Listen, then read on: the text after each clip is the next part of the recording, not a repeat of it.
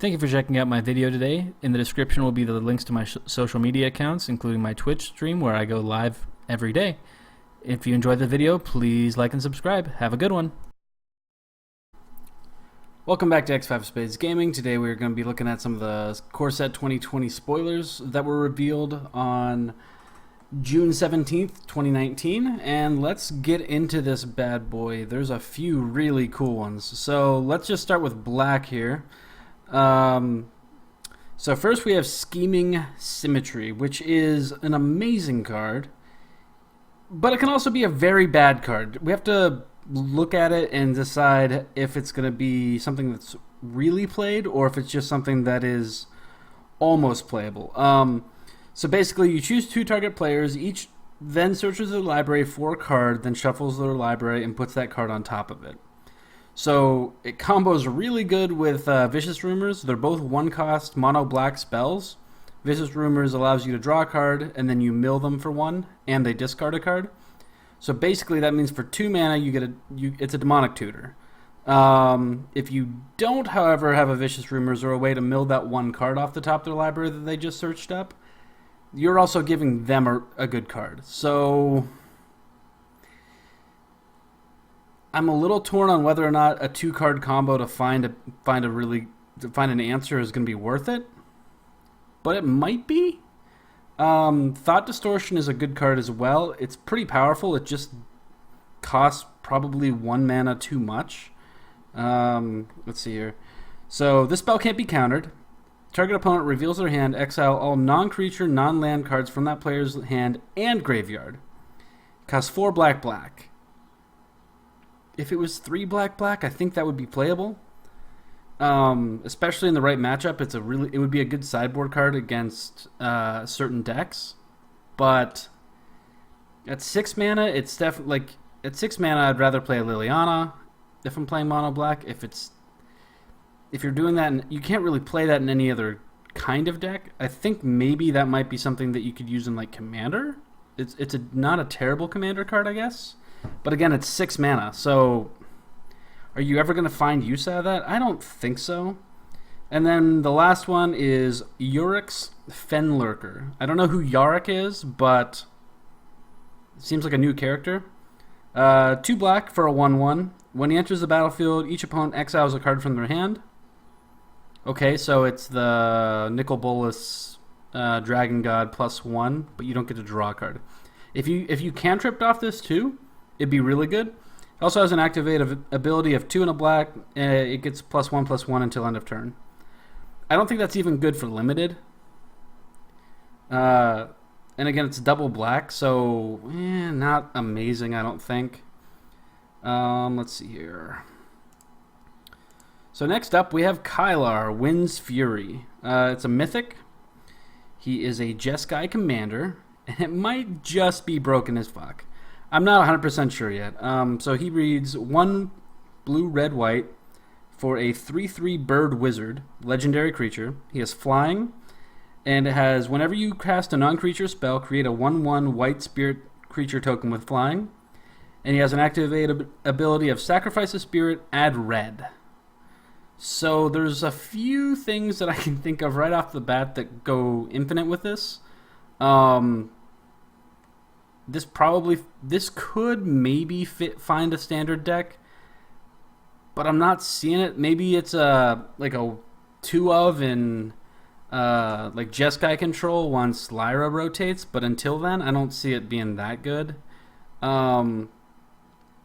It's not really going to be a standard viable card, I don't think. But it definitely looks fun, so maybe that'll have something going for it. I don't expect this card to be too expensive, though. Next up, we have our Buy a Box promo, which is Rien, Angel of Rebirth. Also a legendary creature. She is an angel. She has flying. She's a 5/4. She has other multicolored creatures you control get +1/+0. Okay, whatever. But whenever another multicolored creature you control dies, return it to its owner's hand at the beginning of the next end step. I'm a little torn on this one. It seems okay, but it doesn't seem amazing. Like,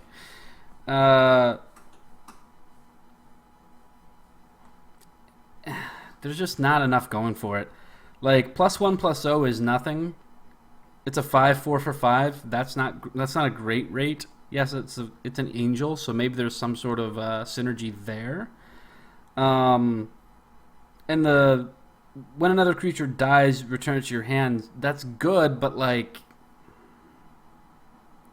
if she had flash, I think she'd be playable, but she doesn't. So, as a buy box promo, this one is going to be real cheap. I don't expect this to do anything anywhere. Yeah, sorry. Like, there's nothing we can. There's. I don't even have an idea with this one. At least with the last guy, the Jeskai boy, there's at least something going for it. That it's a wizard, has those synergies. You can sack. It's a free sack outlet. Like, it has a bunch of things going for that one. This one, I'm not seeing it. Sorry. Maybe somebody can break this, but it doesn't seem that good. All right. And then our next mythic that was revealed today is Ajani, Strength of the Pride. He is 2 white for a legendary planeswalker Ajani. He comes in with 5 loyalty. His +1 is you gain life equal to the number of creatures you control plus the number of planeswalkers you control. All right, that's pretty good. His -2 his -2 is create a 2/2 white cat soldier token named Ajani's Pridemate. With whenever you gain life, put a +1/+1 counter on Ajani's Pridemate. Fucking amazing. So Ajani is creating his own Pridemates. I think at the very least you're getting 2 of them here. I mean, you're probably playing this in White Weenie. It's probably replacing the Ajani from Core 19. So I think this is just better than that one, especially if you're doing anything life gain. But his ultimate, his 0. If you have at least 15 life more than your starting total, exile Ajani, Strength of the Pride, and each artifact and creature your opponents control. What? What? So it's so in standard, if you have 35 life and you play Ajani, you can 0 and exile all their stuff. Not enchantments though, which is a little weird. I feel like it should exile enchantments, not artifacts, but whatever. That might be too good. That might be why it's artifacts, but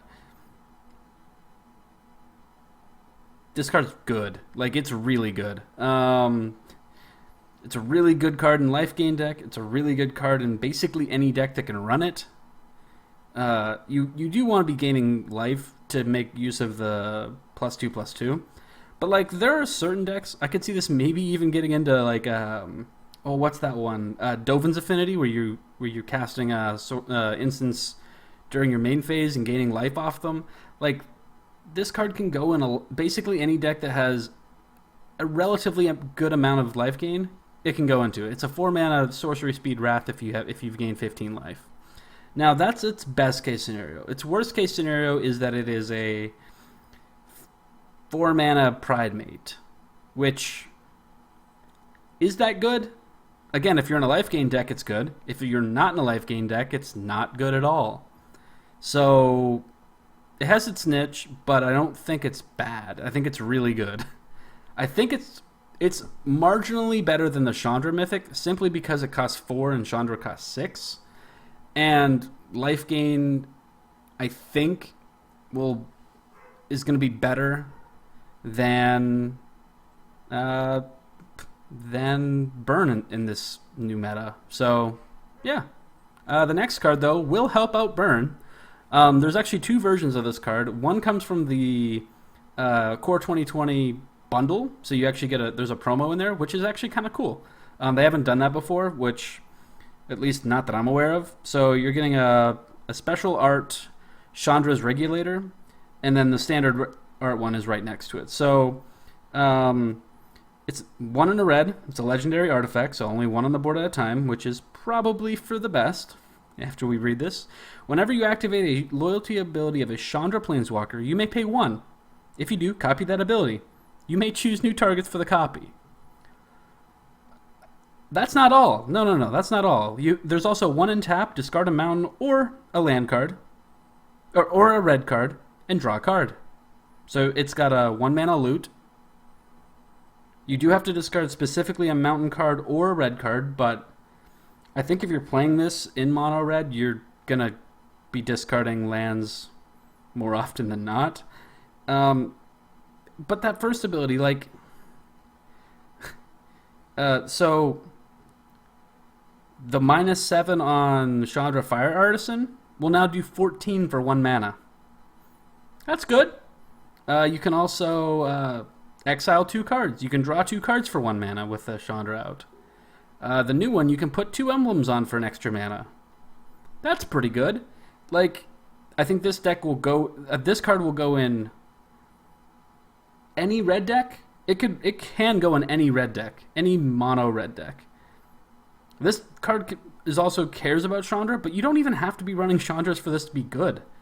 Like, just the one in tap to loot is really good. Like, there's certain points in games where you just don't need that anymore. You don't need certain cards in your hand anymore, and that just goes on along with that. And to go on with our Chandra theme, we have some new elementals. So first we have Chandra's Fire Cat. Fire Cat? Ember Cat, sorry. One in a red. He's a 2/2 elemental cat. Cat love. It has tap, add red. Okay. Spend this mana only to cast an elemental spell or a Chandra Planeswalker spell. They're really forcing this. And it's an elemental, so it has all those synergies from the previous 3 Planeswalkers that we looked at. I'm thinking it's good. It ramps you in red. So when I was talking about the Runaway Steamkin combo with the new 6-mana Chandra, you play this on your turn 3 or your turn 2, then you play a Steamkin. You're just going off. Like, there's not a lot that's going to stop that. We also have Chandra Spitfire, which is a 3-mana elemental, 2 in red. It's a 1/3 elemental with flying, which is definitely a plus side here. And it has whenever an opponent is dealt non-combat damage, Chandra Spitfire gains +3/+0 until end of turn. And that stacks. So, Cavalcade of Calamity. Yeah, that's good. So, you have 3 creatures on the field. You attack with 3, a Goblin Instigator and a Spitfire. And 1 Goblin token. You get 3 pings, which then triggers the Spitfire 3 times. So now it's getting +9/+0. So now it's a 10/3 coming in at you on turn 4. That's fucking broken, dude. Like, it's really good. There's some of these cards, like, it is, I don't know, there's some downsides to it, but it's just so good. And then there's a combat trick here. I think it's a reprint. I'm not 100% sure. I'm fairly certain. If it's not a direct reprint, it's a functional reprint. For 1 red, target creature gets +3/+2 till end of turn. Cool. It's gonna be good in limited. I think it's almost good enough to see play in standard. Almost. Especially if this like creature heavy mono red deck kicks off. It's a good card.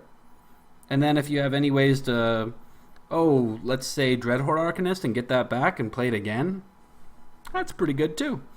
Is it better than Samet Sprint? Yes, I think so, because you're getting more damage in. Samet Sprint does give you that scry, but I think if you're playing a Arcanist deck, you're probably playing maybe 4 of these and 2 Samet Sprints at that point. So yeah, it's a good card. I think it'll have niche playability in standard. And then we have the big motherfucker, Cavalier of Flame, or Cavalier, depending on how French you want to be. He is 2 red, mono red. He is an elemental knight. He is a mythic. He is a 6/5. He has an activated ability of +1/+red. Of 1 and 1 red. Creatures you control gain +1/+0 and gain haste until end of turn. That's pretty good. When Cavalier of Flame enters the battlefield, discard any number of cards, then draw that many cards. That's pretty good as well.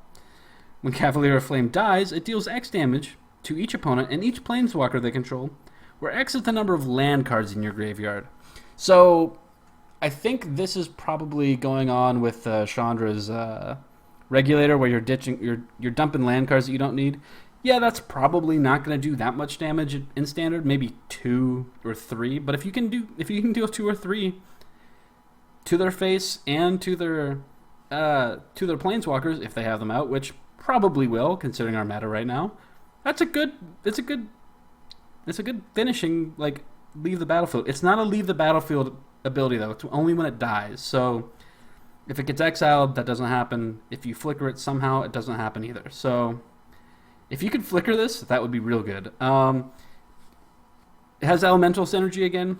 I'm thinking big red finisher. If it had trample, it'd be better. He's just a big boy though, without evasion.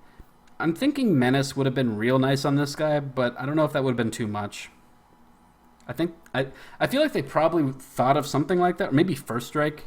Like, it doesn't have anything to help it.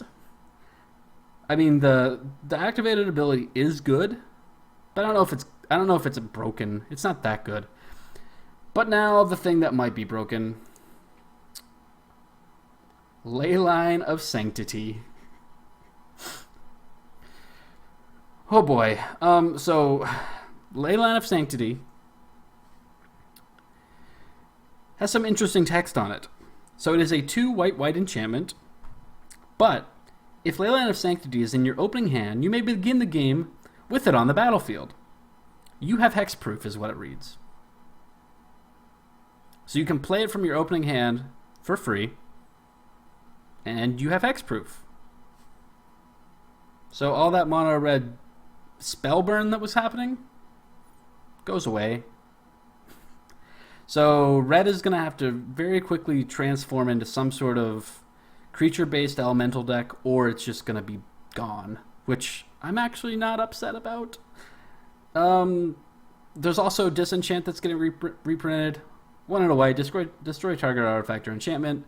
Yeah, it's probably not... Like, we have other effects that do the same thing, but whatever. Now, the real question is, for people that don't just play Standard, is Leyline of the Void coming? I think it probably will. It seems kind of weird for them just to print one of them. And maybe we'll get other Leylines in other colors. And then the third card I just have on the screen here, it's another white one. It is Devout Decree, 1 and a white. It's a sorcery. Okay. Exile target creature or planeswalker that's black or red, scry 1. That's really good if you're playing if it's a great sideboard card. Yes, it's not instant speed, but I think if it was instant speed, it'd probably be too good. It's a bad Path of Exile against mono red or black or any combination of the two. That's pretty good. I'm not sure if that's going to see much mainboard play. It really just depends on how good red is and how good black ends up being. But it's a huge tempo swing. It's better than Lightning Strike 9 times out of 10. Especially if you're playing it out of the board, it's going to be really good. It's going to be better than Oblivion Ring because they can't really get rid of it. It is a spell, not a creature, not something like that has the ability, so obviously it can be countered. But once it resolves, it's gone. Like, their creature's gone. So that's really nice. I think it's going to be a good card. I don't think it's going to be too broken though. Now, one of my favorite cards that's probably not going to be good is the Wake Root Elemental. He costs 4 green. He's a creature elemental. He has an activated ability of green. Untap a target land you control. It turns into a 5/5 elemental creature with haste. It's still a land. When the forest awakens, it is too late to run. It's a 5/5 elemental for 6 that turns your lands into beaten machines. And there's a little bit of rule text on there. Basically, it just says the effect stays active until that land leaves the battlefield. So you pay 5, You turn one of your lands into a 5/5 elemental, and that land just stays an elemental unless it's removed. So it's one of those cards that definitely has inevitability. It goes really well into... it can go really well into Nissa already. There's going to be a green lands matter deck, I'm pretty sure. Or green-red, possibly, as well. So, Crucible of Worlds might actually see a little bit of play before the end of this standard. And I am pumped for that. Now, there's two other little things I want to go over. They revealed who the Planeswalkers were for the Planeswalker decks. So, we have Ajani, Chandra, Vivian. Those were kind of expected. But the two others are really kind of odd choices. We have Sorin, which is a fan favorite, which, okay, I like Sorin. That's a cool idea. Cool.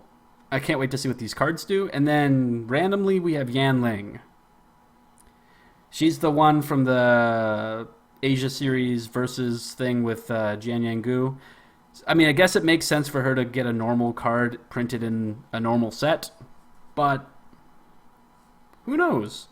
They're interesting.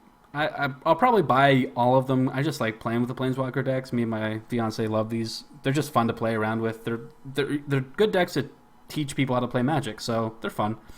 And then finally, we have the FNM promos.